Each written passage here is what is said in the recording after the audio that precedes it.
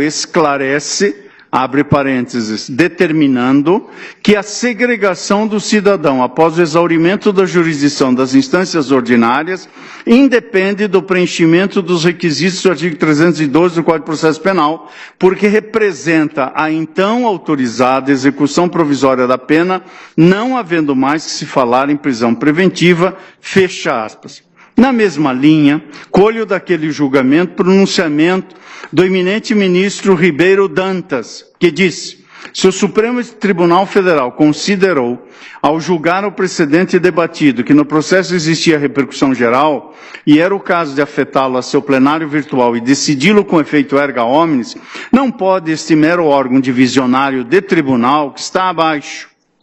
ou melhor, que está debaixo da jurisdição da Corte Suprema, presumir nisso uma ilegalidade, porque, por óbvio, o juízo disso, e juízo único, é o próprio Supremo Tribunal Federal, citação que faço do ministro Ribeiro Dantas. A seu turno, o eminente ministro Joel Ilan Paciornik aduziu, por sua vez, naquele julgamento, o seguinte: acresça-se ainda que o plenário do Supremo Tribunal Federal aprovou este precedente há pouco mais de um ano, após profundo e maduro debate, razão pela qual as Cortes de Apelação e este Tribunal Superior, comprometidos com um sistema jurídico estável e previsível, não cabe deixar de aplicá-lo. Somente ao Supremo Tribunal Federal, a quem incumbe a última palavra sobre a interpretação de normas constitucionais, compete alterar seu posicionamento, assentou o ministro Joel Paciornik. E, por derradeiro, cito o eminente ministro Jorge Mussi, que, em sua manifestação, averbou o seguinte, abro aspas, em atenção ao que decidido pelo Pretório Excelso, esta Corte Superior de Justiça tem proclamado a legalidade e constitucionalidade da execução provisória da pena, afastando a alegação de ofensa ao princípio da presunção de inocência, conforme se observa dos seguintes julgados recentes, oriundo de ambas as turmas que compõem a terceira sessão, fecho aspas, é o trecho que cito. Para dizer, senhora presidente, em seguida, o seguinte: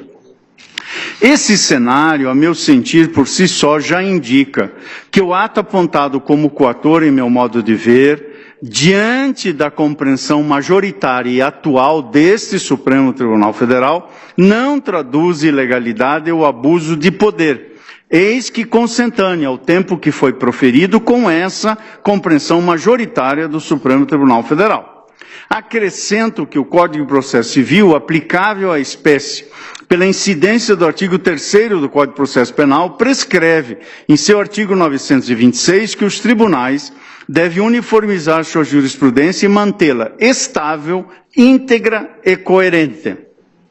Não houve, ao menos até o momento, revisão plenária em sede de controle abstrato e constitucionalidade.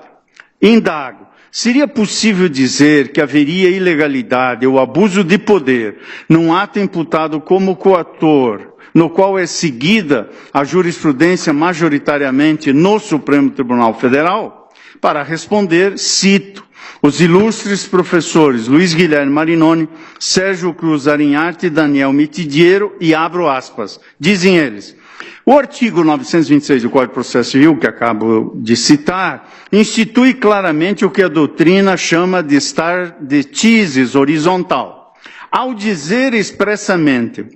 que há dever de outorgar unidade ao direito de fazê-lo seguro, o que implica torná-lo cognoscível, estável e confiável, o legislador, obviamente, determinou ao Supremo Tribunal Federal e ao Superior Tribunal de Justiça respeito aos próprios precedentes, além de ter determinado aos Tribunais Regionais Federais e aos Tribunais de Justiça respeito à própria jurisprudência formada a partir dos incidentes de resolução de demandas repetitivas e de assunção de competência. Isto porque a primeira condição para que exista um sistema de precedentes e de compatibilização vertical de decisões judiciais é o respeito por parte das Cortes Supremas aos seus próprios precedentes.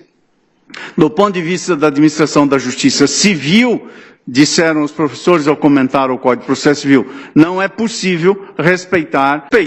concluíram os ilustres professores. Digo eu, à luz da regência do Código de Processo Civil, deve ser observada a necessária estabilidade, integridade e uniformidade da jurisprudência, o que é traduzido, inclusive, a partir do dever de autorreferência. Já o disciplinar, o stare decisis, segundo o enfoque vertical, prescreve o Código de Processo Civil no artigo seguinte, o 927, que prevê: os juízes e os tribunais observarão, 1. As decisões do Supremo Tribunal Federal em controle concentrado de constitucionalidade. E cito ainda o inciso 3º, os acórdãos em incidente de assunção de competência ou de resolução de demandas repetitivas e em julgamento de recursos extraordinário e especial repetitivos. Fecho aspas da citação que faço do CPC. Nessa perspectiva, com todas as vênias ao entendimento em sentido diverso, não depreendo que, à luz da jurisprudência atual deste tribunal, o ato coator colida com a lei tampouco represente abusividade. Ao contrário, o Superior Tribunal de Justiça, ao chancelar a determinação emanada do Tribunal Regional Federal da 4ª Região, se limitou a proferir decisão compatível com a jurisprudência desta Suprema Corte e, por expressa imposição legal, deve manter-se íntegra, estável e coerente.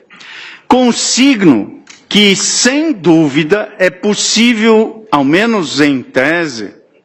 que a compreensão dessa Suprema Corte seja mesmo modificada, se e quando verificar-se o julgamento das ADCs 43 e 44. Ressalto que, em meu ver, até tal ocorrência, não é cabível reputar como ilegal ou abusivo um pronunciamento jurisdicional que se coadune com o entendimento então prevalente, e tampouco atribuir ao STJ a infactível tarefa de alterar o dissentir em matéria constitucional da compreensão explicitada por essa Suprema Corte. Portanto, não verifico justificativas teóricas ou práticas, jurídicas ou fáticas, que autorizem a censura do ato apontado como coator. Ademais, e aqui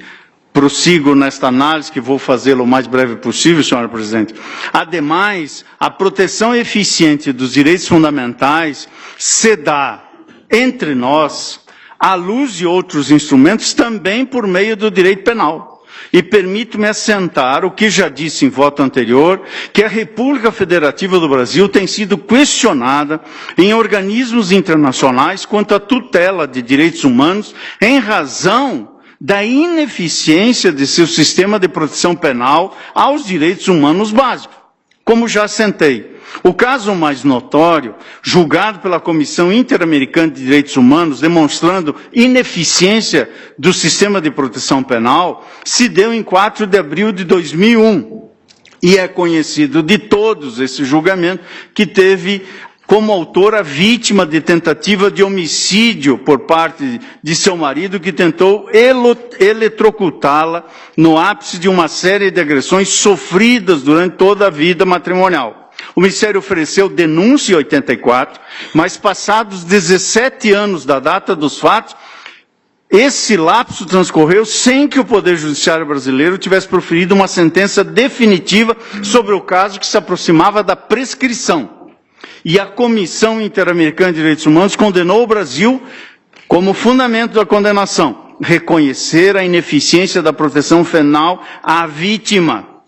E disso resultou uma série de medidas, dentre elas inovação na legislação infraconstitucional, pelo julgamento desse caso 12.051 da Corte Interamericana de Direitos Humanos. Há outros exemplos, dentre eles o caso 7º Garibaldi versus Brasil, também julgado pela Corte Interamericana de Direitos Humanos, 23 de setembro de 2009. A Corte também condenou o Brasil por reconhecer a inefetividade do Estado brasileiro em oferecer resposta para a morte de 7º Garibaldi, ocorrida em 27 de novembro de 1998, no município de Querência do Norte, no estado do Paraná, onde foi vitimado. Considerou a Corte que há direito em obter uma resposta justa e efetiva sobre o acontecido, neste caso de sentença, como disse, 23 de setembro de 2009. A morosidade judicial no Brasil em apresentar soluções a casos criminais que decorrem de intensa violação às cortes de apelação e este Tribunal Superior, comprometidos com um sistema jurídico estável e previsível, não cabe deixar de aplicá-lo. Somente o Supremo Tribunal Federal, a quem incumbe a última palavra sobre a interpretação de normas constitucionais, compete alterar seu posicionamento, assentou o ministro Joel Pacioni. E, por derradeiro, cito o eminente ministro Jorge Mussi, que, em sua manifestação, averbou o seguinte, abro aspas, em atenção ao que decidido pelo Pretório Excelso, esta Corte Superior de Justiça tem proclamado a legalidade e constitucionalidade da execução provisória da pena, afastando a alegação de ofensa ao princípio da presunção de inocência, conforme se observa dos seguintes julgados recentes, oriundo de ambas as turmas que compõem a terceira sessão, fecho aspas, é o trecho que cito. Para dizer, senhora presidente, em seguida, o seguinte, esse cenário, a meu sentir, por si só, já indica que o ato apontado como coator, em meu modo de ver, diante da compreensão majoritária e atual deste Supremo Tribunal Federal, não traduz ilegalidade ou abuso de poder, eis que consentânea ao tempo que foi proferido com essa compreensão majoritária do Supremo Tribunal Federal. Acrescento que o Código de Processo Civil, aplicável à espécie, pela incidência do artigo 3º do Código de Processo Penal, prescreve, em seu artigo 926, que os tribunais devem uniformizar sua jurisprudência e mantê-la estável, íntegra e coerente. Não houve, ao menos até o momento, revisão plenária em sede de controle abstrato e constitucionalidade. Indago. Seria possível dizer que haveria ilegalidade ou abuso de poder num ato imputado como coator, no qual é seguida a jurisprudência majoritariamente no Supremo Tribunal Federal? Para responder, cito os ilustres professores Luiz Guilherme Marinoni, Sérgio Cruz Arinharte e Daniel Mitidiero, e abro aspas. Dizem eles, o artigo 926 do Código de Processo Civil, que acabo de citar, institui claramente o que a doutrina chama de estar de tises horizontal. Ao dizer expressamente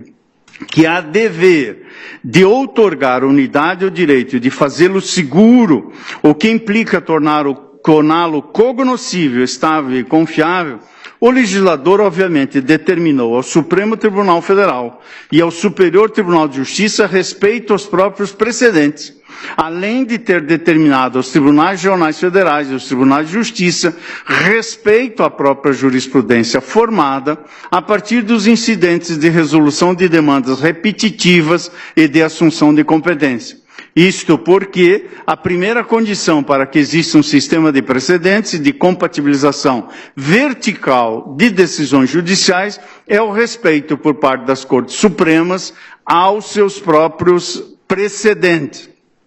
Do ponto de vista da administração da justiça civil, disseram os professores ao comentar o Código de Processo Civil, não é possível respeitar, concluíram os ilustres professores. Digo eu, à luz da regência do Código de Processo Civil, deve ser observada a necessária estabilidade, integridade e uniformidade da jurisprudência, o que é traduzido, inclusive, a partir do dever de autorreferência. Já o disciplinar, o estar de CISI, segundo o enfoque vertical, prescreve o Código de Processo Civil no artigo seguinte, o 927, que prevê: os juízes e os tribunais observarão, 1. As decisões do Supremo Tribunal Federal em controle concentrado de constitucionalidade. E cito ainda o inciso 3º, os acórdãos em incidente de assunção de competência ou de resolução de demandas repetitivas e em julgamento de recursos extraordinário e especial repetitivos. Fecho aspas da citação que faço do CPC.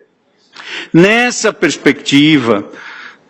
com todas as vênias ao entendimento em sentido diverso, não depreendo que, à luz da jurisprudência atual deste tribunal, o ato coator colida com a lei, tampouco represente abusividade. Ao contrário, o Superior Tribunal de Justiça, ao chancelar a determinação emanada do Tribunal Regional Federal da 4ª Região, se limitou a proferir decisão compatível com a jurisprudência desta Suprema Corte e, por expressa imposição legal, deve manter-se íntegra, estável e coerente.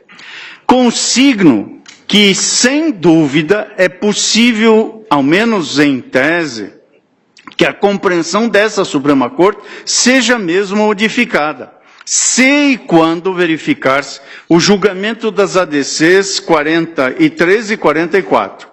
Ressalto que, em meu ver, até tal ocorrência, não é cabível reputar como ilegal ou abusivo um pronunciamento jurisdicional que se coadune com o entendimento então prevalente, e tampouco atribuir ao STJ a infactível tarefa de alterar o dissentir em matéria constitucional da compreensão explicitada por essa Suprema Corte. Portanto, não verifico justificativas teóricas ou práticas, jurídicas ou fáticas, que autorizem a censura do ato apontado como coator. Ademais, e aqui prossigo nesta análise, que vou fazê-lo o mais breve possível, senhora presidente. Ademais, a proteção eficiente dos direitos fundamentais se dá, entre nós, à luz de outros instrumentos, também por meio do direito penal. E permito-me assentar o que já disse em voto anterior, que a República Federativa do Brasil tem sido questionada em organismos internacionais quanto à tutela de direitos humanos em razão da ineficiência de seu sistema de proteção penal aos direitos humanos básicos. Como já assentei, o caso mais notório, julgado pela Comissão Interamericana de Direitos Humanos, demonstrando ineficiência do sistema de proteção penal, se deu em 4 de abril de 2001. E é conhecido de todos esse julgamento que teve como autora vítima de tentativa de homicídio por parte de seu marido, que tentou eletrocutá-la no ápice de uma série de agressões sofridas durante toda a vida matrimonial. O Ministério ofereceu denúncia em 84, mas passados 17 anos da data dos fatos,